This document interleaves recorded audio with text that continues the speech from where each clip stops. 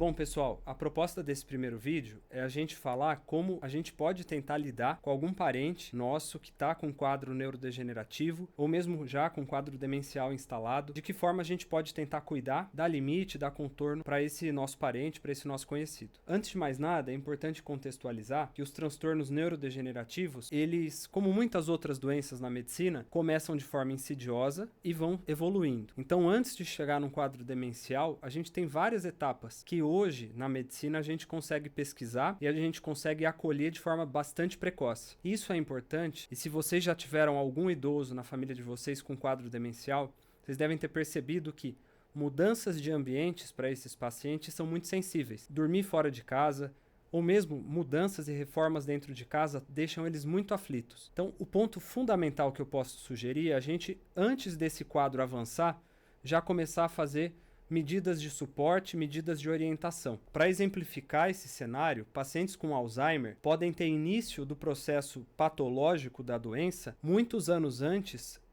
dos primeiros sintomas de esquecimento. Quem dirá do avançar da doença que vai promover um quadro demencial? Muitas vezes, se há um histórico familiar, se existe alguma mudança, a pessoa está se sentindo mais distraída ou mesmo com a memória um pouco mais comprometida, é válido passar por uma avaliação clínica. Muitas vezes a gente vai descartar um quadro mais grave, ou mesmo, por exemplo, Alzheimer, mas não deixa de ser prudente ter esse olhar. Uma vez constatado o quadro demencial, ou mesmo a doença neurodegenerativa em fase inicial, como eu falei, é importante a gente preservar o ambiente. Muitas vezes, sintomas de comportamento, sintomas psiquiátricos, são secundários a um ambiente que está instável. Um exemplo que eu gosto de dar de um paciente que eu acompanhei há muito tempo é o seguinte: toda vez que tinha almoço na casa dele, ele achava que estavam tentando roubá-lo. Ele já estava num quadro demencial moderado para avançado e ele tinha dificuldade de reconhecer os familiares. Então, uma agitação muito grande dentro de casa gerava muito mais angústia do que acolhimento e satisfação. E os familiares ficavam frustrados porque ele não lembrava o nome de todos. Às vezes, visitas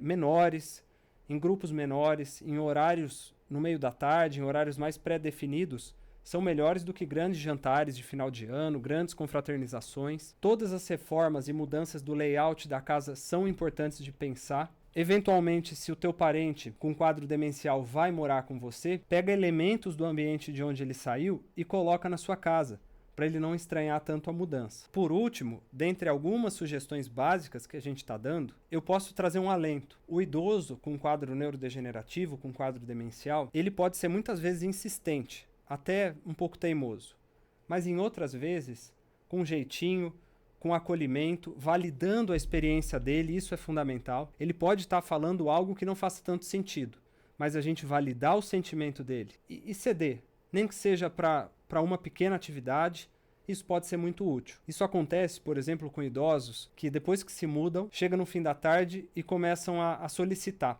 eu quero para minha casa, eu quero para minha casa, porque eles reconhecem aquele novo ambiente não como a casa original deles. Uma estratégia que muitas vezes se sugere é: saiam com esse idoso, se possível, com segurança, deem uma volta e retornem, trazendo para ele que vocês acolheram a demanda e que aquela ali, na verdade, é a nova casa dele e que ele pode se sentir seguro ali dentro. Por fim, é legal trazer para vocês que quanto mais adaptações ambientais e mais tranquila for a rotina desse idoso, menos medicação para conter comportamento a gente precisa dar. Nós, médicos, nós psiquiatras, psicogeriatras e profissionais da área da saúde, fazemos tanto esforço nesse sentido para evitar tratamentos que seriam evitáveis e até desnecessários. Se você tem dúvidas sobre o tema neuropsiquiatria, psicogeriatria, envelhecimento, quadros demenciais, entre em contato com a gente, se inscreva no canal, ative notificações e deixe o seu like.